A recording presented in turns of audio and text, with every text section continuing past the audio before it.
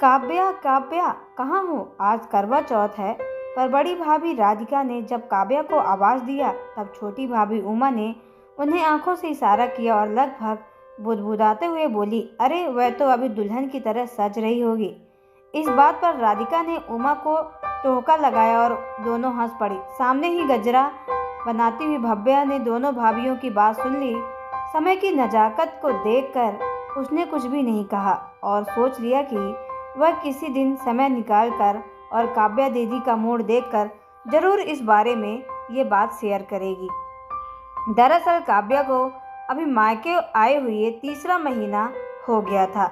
इस बीच सतीश उसे लिवाने ना तो दूर उल्टे तलाक के कागज भी भिजवा चुका था, जिसे अपमान, गुस्से और क्षोभ में काव्या ने इनकार करके वापस भेज भी दिया। हुआ ये था कि काव्या और सतीश की शादी को 3 साल हो गए थे और ना तो इस बीच में काव्या की गोद भरी और ना ही सास को नंदों का ताना देना कम हुआ था। उनके रोज के तानों और किचकिच से घर की शांति भंग सी हो गई थी। काव्या की बड़ी ननद सुनंदा को छोड़कर और कोई भी काव्या को पसंद नहीं करता था। कारण था काव्या का गरीब घर से होना और सुंदर व समझदार होना। सतीश वैसे तो काव्या को बहुत प्यार करता था, पर अपनी माँ और बहनों के सामने उसकी बोलती बंद हो जाती थी। इधर काव्या से रोज रोज के तंज, अपमान और ताने उलाने बर्दाश्त से बाहर होते जा रहे थे। एक दिन उसने भी पलट कर कह दिया, मैं अभी माँ नहीं बनना चाहती, इसलिए मैंने पथ निरोधक उपाय अपनाया हुआ और मैं भी सतीश अपने रिश्ते को अपने बेहतर बनाकर तब बच्चे को लाना चाहते हैं ताकि उसे प्यार करने वाले और समझदार माता पिता मिले। इसलिए आप लोग बच्चा ना होने का इल्जाम मुझ पे ना ही दें और ना ताने दें। काव्या का इतना कहना था कि उसकी सास तो जल भुन गई। छोटी ननद कला तो वैसे ही पर कला थी। बस दोनों ने बात इतनी बढ़ाई कि काव्या को भी प्रत्युत्तर से जवाब देना पड़ा, जिसे ऑफिस से घर दाखिल होते हुए सतीश ने सुन लिया और काव्या को भी गलत समझ बैठा। दोनों में उस रात जमकर लड़ाई हुई और रात भर की जागी सूजी आंखें लेकर काव्या जब मायके की दहलीज पर आ खड़ी हुई तो आगे बढ़कर छोटी बहन भव्या ने काव्या को गले से लगा लिया था। दोनों पति और पत्नी अलग रह रहे थे, इसलिए उनके तलाक का कार्रवाई पूरी नहीं हुए, पर मन ही मन से तलाक कहाँ होता है।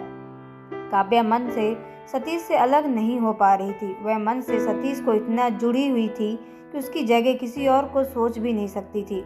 कोई उसके सिंदूर लगाने को टोकता तो उसके पास अपना तर्क था कि मैं अभी सतीश जिंदा है और जब मेरा सुहाग जिंदा है तो मैं सुहागन हूँ। उसके तर्क और बेहद भोलेपन भरी बात का भर भैया मजाक उड़ाती थी। उसकी छोटी बहन भव्या अपनी दीदी का मन से अच्छे से पढ़ पाती थी। एक दिन भव्या ने काव्या से कहा कि दीदी, जब आपको जीजू की इतनी याद आती है तो आप उन्हें फ़ोन क्यों नहीं कर लेती हो। तब काव्या जोश जोश में सबके कहने में आकर उसको तलाक दे तो दिया। जब उसने बात किस मुंह से करूं, भव्या अपनी दीदी की अनहद प्रेम को देखकर चकित हो जाती। अब काव्या की बात ले तो वह सच में भी अपनी खुद को सतीश की पत्नी मानती थी और सतीश को भी भूल नहीं पाई थी। वह सोचती थी कि तलाक तो उसके और सतीश के रिश्ते का हुआ है, पर इन कागज के टुकड़े सिर्फ हस्ताक्षर करने पर दिल से प्यार थोड़ी खत्म होता है। आज करवा चौथ था और काव्या सोच रही थी कि अगर आज वह सतीश के साथ होती तो कितना सस्ती सवरती तैयार होती।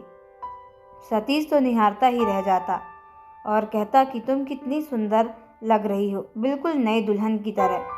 सोचकर काव्या की आंखें झलक आई कि आज अगर वह और सतीश होते तो कितने खुश होते। वैसे काव्या को एहसास हो रहा था कि अगर वह सतीश के साथ होती और दोनों एक दूसरे को समझने की कोशिश करते, फालतू घर तोड़ू सलाह देने वाले लोगों के दोनों अलग करने की दम लिया था। आज करवा चौथ के दिन उसे सतीश की बहुत याद आ रही थी। शायद सतीश भी मुझे याद करता ही होगा। काव्या सच सवर कर अपने आप को शीशे से देखते हुए अपने आप ही बुदबुदा रही थी। वह सतीश को भी याद में इस कदर खो गई कि उसे ध्यान ही नहीं रहा कि कब दरवाजे पर भव्या के साथ सतीश आकर खड़ा हो गया।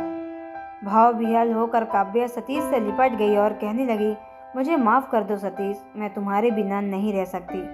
मुझे भी माफ़ कर दो काव्या, तुम्हारे बिना मेरी ज़िंदगी अधूरी है। दोनों ने बिना ईगो दिखाए एक दूसरे पर अपने मन की हालत बयां कर दी थी। जिस रिश्ते को तलाक के कागज भी नहीं तोड़ पाए, उस रिश्ते को बात ही निराली है। सही तो कहती ही थी काव्या, जब तक सतीश है मेरा सुहाग, जिंदा है मैं सुहागन हूँ। और उस रात गई रात तक सतीश और काव्या आपस में बात करते रहे। कितने बीते हुए सिकवे और कितना सारा प्यार। अब काव्या और सतीश दोनों खुश थे। अब सतीश काव्या को अपने घर ले आया, उसका घर जहाँ अब प्यार था और सम्मान भी। दोस्तों, आपको ये स्टोरी कैसी लगी कमेंट बॉक्स पे ज़रूर बताएं। अगर आप हमारे चैनल पे नए हो तो चैनल को सब्सक्राइब करके बेल आइकन को प्रेस कर लें, ताकि आने वाली सभी वीडियो का नोटिफिकेशन आपके मोबाइल पे सबसे पहले पहुंचे, क्योंकि मैं ऐसी ही वीडियो आप लोगों तक लाती रहती हूं। तो चलिए मिलते हैं नेक्स्ट वीडियो के अंदर। तब तक के लिए धन्यवाद, शुक्रिया।